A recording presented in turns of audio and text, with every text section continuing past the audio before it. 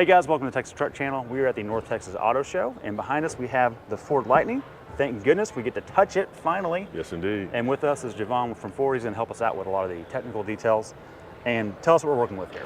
We're working with the XLT Ford Lightning 2022. That is. Yes. Antimatter, blue. Probably looks like black on camera, but I can tell you, a person, it looks really good. Yes, indeed.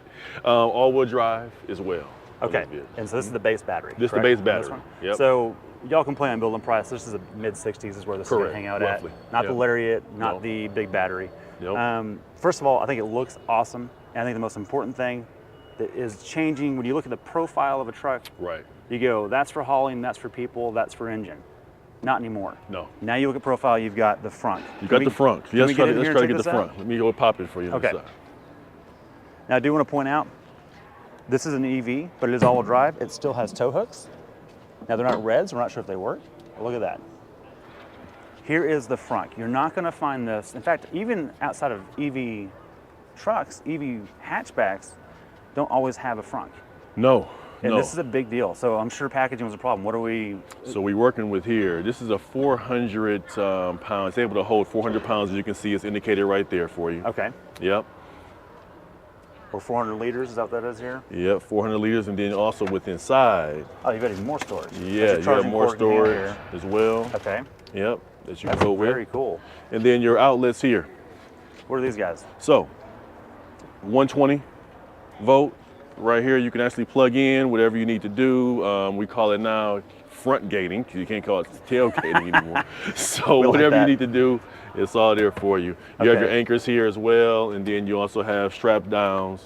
So you can throw a cooler up here, you could put a Blackstone grill up here. Whatever you need to do. Whatever you want to do. And now, because it's not, because it's a proper EV, you can actually plug in a coffee pot probably in here and not pop the breaker. Absolutely. Most 400 watt vehicle outlets, we've tested this, is where it is, and they usually don't make coffee. It didn't work out well. They don't work out too well. So that's pretty cool. Yes, indeed. We also have a hipster score on our show. Just so you know. Is that right? And hipsters love camping and overlanding. That's going to help. Coffee matters. Okay, let's keep going. Let's keep going around. Now, bring this down. We have a charging port. We do. So I got to say, this is a question we get a lot all the time. Some EVs have a charging port on the back, like gas cars used to have. Ford's put it here, and I'm glad they did. So when you pull up to your port, this is just like the Mach-E. If you've seen that review, we have, that's the same thing. You pull into the charging station, either in your garage or on a public network if you're out and about. Correct. That's the way to do it. And this is just a message to everyone else. Don't put it in the back. There's no reason for that. Okay, very cool. Let's keep going around. Is there anything in the bed you want to point out? Oh, yeah, absolutely. Let's start with the traditional, the step. Everyone's pretty much known about this on Got to have the old man step. Got to have the old man step. You got to have that in there. Yep, we've. This is a feature that I have on my truck that I've made fun of for years until I had it. Now I go, yeah, I kind of like that. Yeah, you got to have it. So I'm either getting old or I just appreciate it. And you also have your worktop table here. So you have a ruler. You can actually do some measurements, whatever you need to do, cutting. You got your C-clamp port right here. So yes, indeed. The beauty of this is it is on par with a lot of your standard F-150 features that everyone loves. You've got your bottle openers, which double as a tie down. I love it. Right? Yes, indeed. That's correct. Really cool. That's correct. Again, hipster points right there. That matters.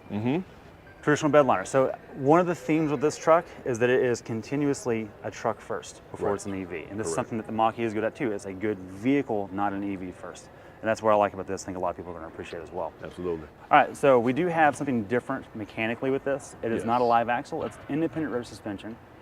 We do also have a full-size spare, which is great. That's a big deal for truck buyers. And you'd mentioned something that I'm not familiar with. What is this? Onboard scales. So the bed actually, and when we get inside the vehicle, I'll show you the display.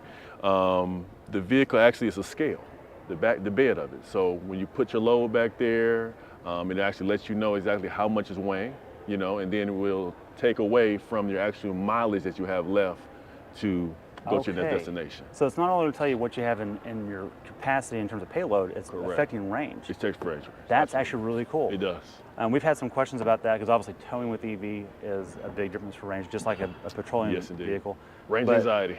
Totally, But that's pretty cool that that's been incorporated into your range. It's very smart. We like that. Let's check out the inside. Yeah, let's do that. We are on the inside. What makes this different from a normal 150? Because look, in case you can't tell, it's a 150. People like 150s. It's a 150. Raptors are great because they're 150s. Correct. This is awesome. So what is different about the Lightning compared to the 150 in here? It's really not too, what I like about the screen, number one, the Sure. dash, all right? If you notice within the dash, if you look real closely, you'll see certain icons. They're charging icons. Okay. So we discussed about the range anxiety. So when you actually input your destination into the system, it'll actually let you know where the next charging location and destination is. And then of course we have our Pro Power on board feature as well. You can distribute different powers to certain areas, the front, the cabin, and of course the rear bed. So if you want certain amount of power in a certain area, you just let the system know that.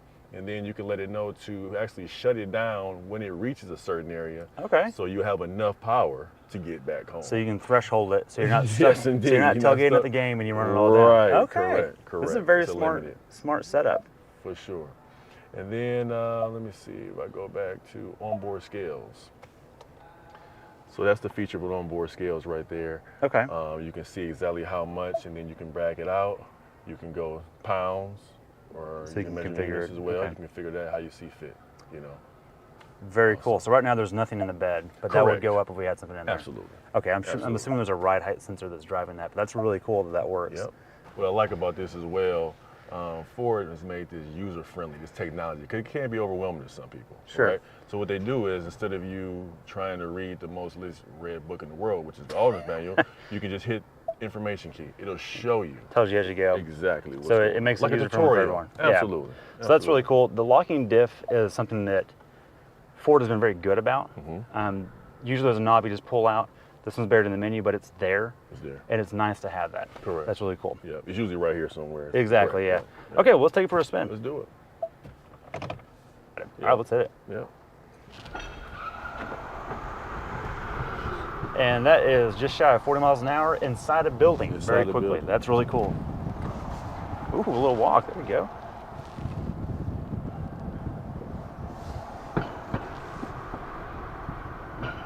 And this is the lower powered version, which is pretty impressive. That's right. Yeah, this is the base. This is the base. The base. It is older up though. Yes. True. So let's do a proper launch right here. See what you All get. right. So now I'll also ask this. I know you haven't been doing a whole lot today, but you said 230 mile range. But right now it's telling you still got 225. 225. Yeah. You've been Been playing all goosing it. morning, it looks like. Yeah, I've been playing all morning. I have. Yeah. I've been launching all morning. Okay. Yep. All right, we've got it on sport mode. Let's give it a hit. Ready? Yep. Very good. And there, there's the EV charm.